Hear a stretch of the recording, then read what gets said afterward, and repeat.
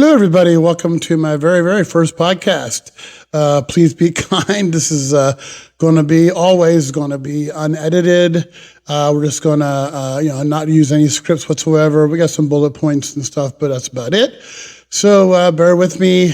Just really want to break down and share a little bit of quick rundown on what I've been doing in the music industry and how it's affected me and my life as far as, being in the area and then moving away down to Austin, Texas. But I want to share all those experiences with you. I'm going to try to break them down real quick, and then we're going to bring them back in later podcasts and kind of give a breakdown. But my music background, I've started 1979, playing music with Hal Lusk, Keith Kitchen, Carl Milheim, Chip Rutan. We started playing, local neighborhood projects and stuff. And then it moved forward. Then I moved down to Ocean City, Maryland. I was down there playing on the beach for several years. And then, of course, I moved to Austin, Texas. I was there 25 years. From Austin, took off, went to Phoenix for a couple years, and then, of course, Phoenix is pretty close to LA, so I would travel back and forth from there occasionally. But anyway, I paid my dues. I slept in people's cars, I slept in people's couches, just to do my craft. I really didn't let anybody tell me or influence me as far as, hey, you need to get a job or whatever. I just really tried to do what I wanted to do. That was my passion. I was playing a goddamn tennis racket at, 7, 8 years old in front of my grandmother, my aunts, and other cousins and stuff to Elvis Presley and just dancing around and stuff like that when I was a kid. So it really, music got me real young. My mother was a very big, loved music, loved modern music more or less. But every Saturday when she would clean the house, she would have the stereo blasting, she'd be cleaning the house and stuff. And then also in the car, we always had the radio on, I grew up with all those songs, but I really fell in love with a lot of the harmonies. So that was my big thing. And that's why it was so important with Hal and Keith, because we did a lot of Crosby, Stills, Nash and Young and, sitting on the dike and have, kids below us, neighborhood kids watching us perform when we were young and trying to form a band. It was awesome. But anyway, breaking down with Austin, Texas. Austin was awesome. Great market down there, guys. If anybody really wants to expand their career, Austin's a great market. It's been very similar to Nashville, but it's got a different vibe. There's country western down there, of course, but it's a pretty big blues area. So I played down there. The big festival, South by Southwest, 10-day event. I remember the first year we played, we only had like 2 or 3 shows. And then after that, we were playing almost 4 or 5 shows a day, for 10 days straight. And then, because we were a house band at, different venues, like Babes, the Back Room, Steamboat, those kind of clubs there. But the main thing I liked about Austin was you're playing in front of the world down there. People come, there's a big vacation area. People come for music, film, for comedy now. They come for gaming. But it's a very big music culture. The food culture is big there too. But literally, when you're getting off stage, you're talking to people from Russia and Germany and Australia and the Netherlands and just all over the world. And we were kind of, at that time, early on, I was in a kind of progressive metal, all original. And Austin's kind of an all original city anyway. Not real big on covers unless you get out of the city and, you're playing, the smaller bars and stuff like that. But I never left Austin. I played there, didn't have to travel anywhere. We played a few shows in Houston, a few shows up in Dallas, but you didn't have to leave the city. Everything was right there. All the clubs were there. It's the live music capital of the world. But you had to pay your dues as well, So you don't make a lot of money. A lot of it's showcase stuff too, until you get established. But we were showcases for a lot of the music magazines down there. They would have us come on, represent their magazine. They'd do shows for us. They'd book us on radio stations and stuff. We played, live shows on radio and stuff. But the main thing is just to local crowd were here. I mean, crap, our early days before internet, we were licking stamps and fucking typing up shit and licking envelopes and sending out hundreds of flyers and newsletters where we're playing that next, stuff about the show. Used to love doing that with Jack. We had a blast doing it. But of course, going back to Austin, ACL is Austin City Limits. That's now a 2-weekend, 3-day festival they have down there. But it used to be Aquafest was right there on the big grassy area right across the river there. And we played that so many times there. And then you have Formula Ones down there. So you have a bunch of shows that you book down there, but you're, again, playing in front of the world. It's really, really cool. My best story, I would say, was probably we were at the back room. And the back room, the exit off the stage is like, if you're looking at the stage, be stage left, I guess, but stage right if you're on. And then people would just stand there as you're walking off stage or high-fiving you. They like your music. But there's these Japanese guys. There's 4 of them, and we're going down, and there's probably about maybe 20 people in line, just wanted to say hi, loved the music, whatever. And this one guy kept peeking around, this Japanese guy, maybe 22, 23-year-old. And we're getting closer to him, and then he steps out, and he pulls up. He had like probably 3 or 4 T-shirts and CDs and all kinds of merch he had, but he pulled this one T-shirt. He goes, "Oh, we love you. This is for sister in Japan. My sister in Japan, they love you."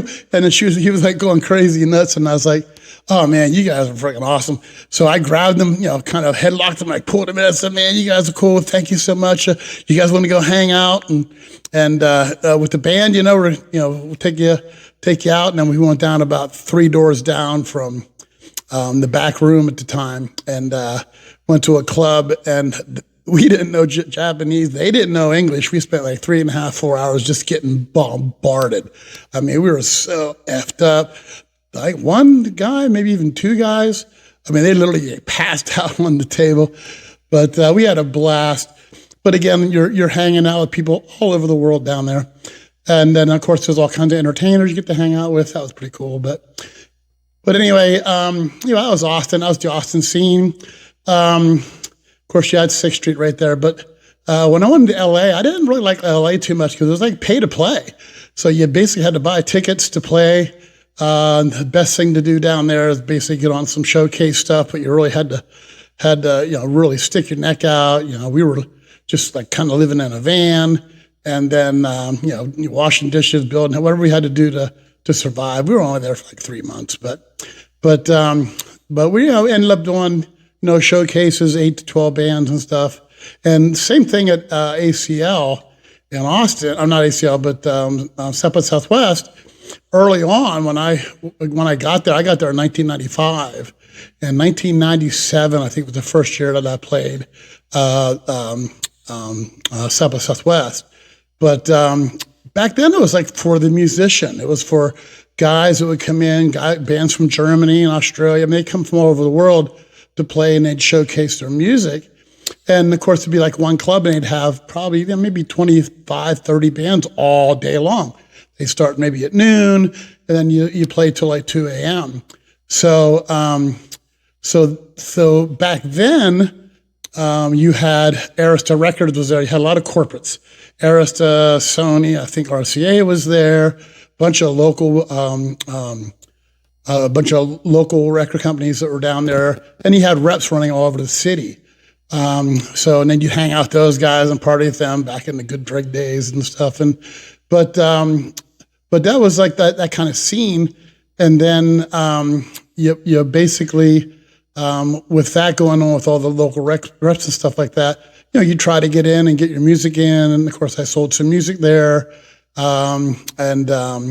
Because they kind of like, they're the representatives for the label, and they get you in front of some people and stuff. It was pretty cool. But in LA, not as much. As far as that, where you do a showcase, you're hoping like maybe a rep from a label comes out. But again, LA is like Austin, so many different clubs. that was going on. And, we were there back in the metal days. So it was interesting all the way around. Phoenix was a good market too. I live right there in Tempe when I lived in Phoenix, and Tempe was a great market because you had Arizona State University right there. I think it was the biggest campus in the country. And of course, University of Texas, where I was at in Austin, same kind of thing, same kind of vibe. So you have a lot of the college students that come out to your clubs and stuff like that. So it was pretty cool.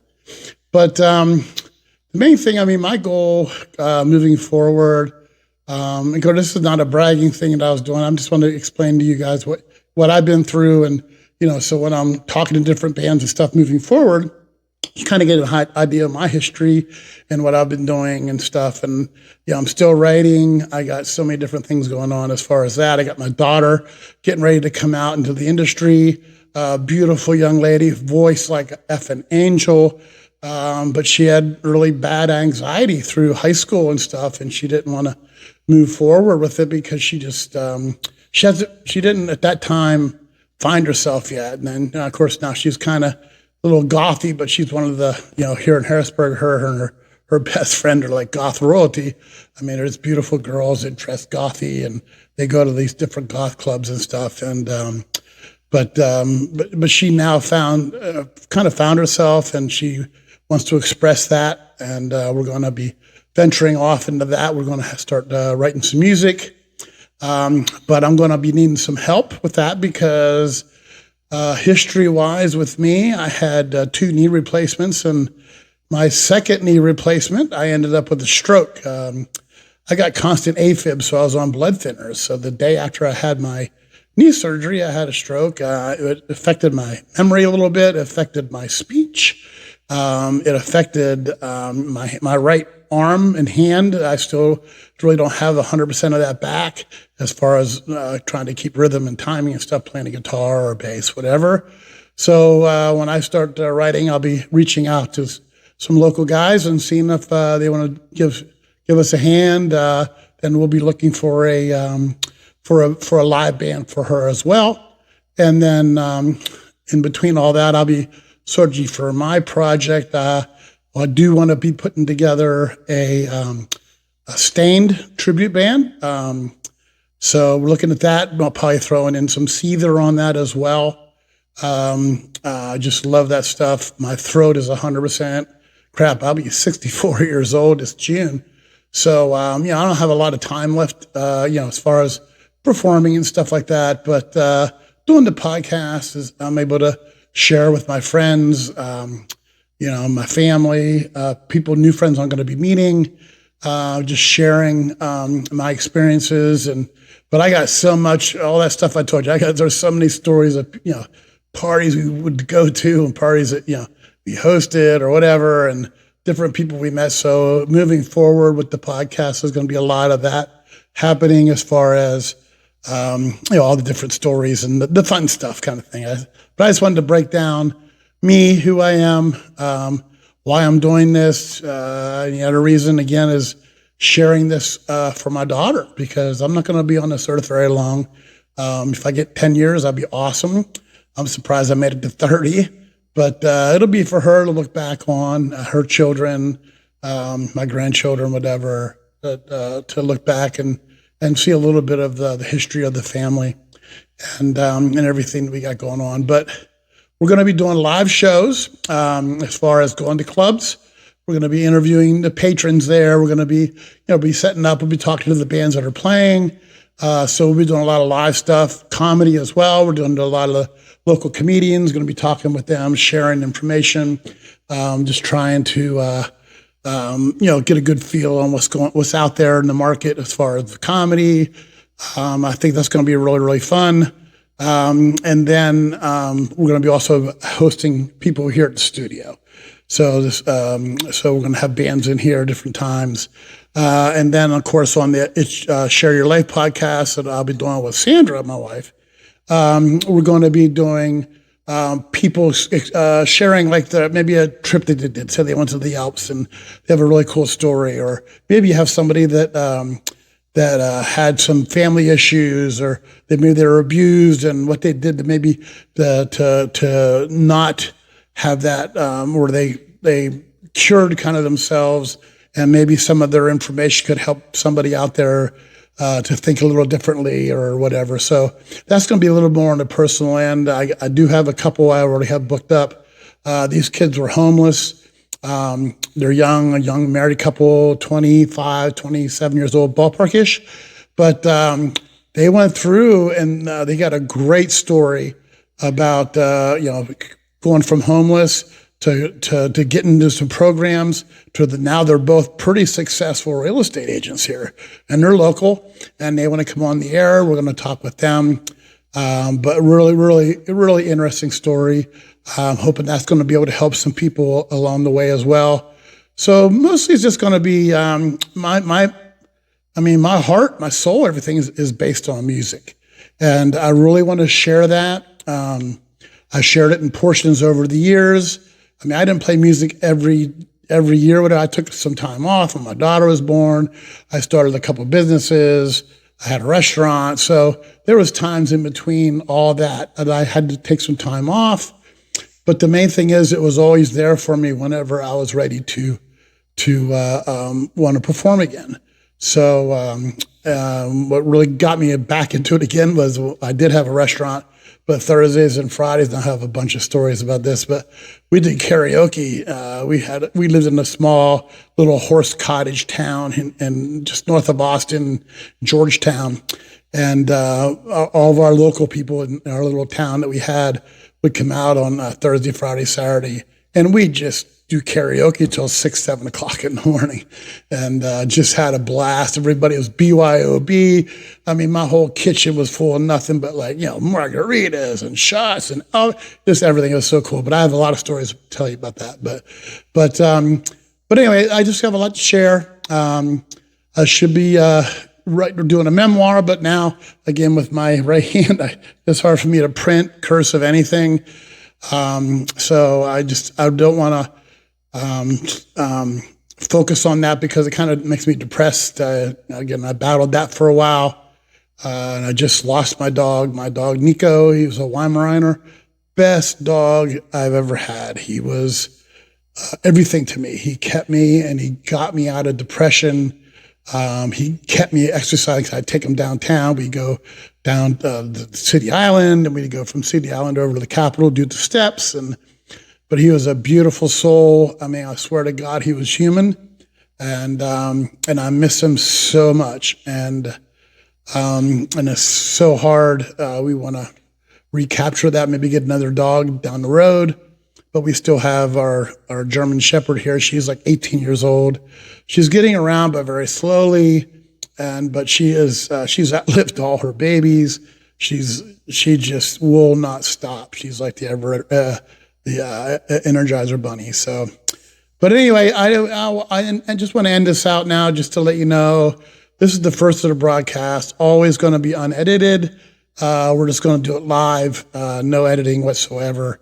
And then I think probably in 3 or 4 more days, we're going to break into some of the exciting stuff that happened, like, in Austin, Texas, and LA, and Phoenix, or whatever, and stuff that in my childhood, growing up, and why, again, break it down a little bit more on why I became a musician, and why I love to play. And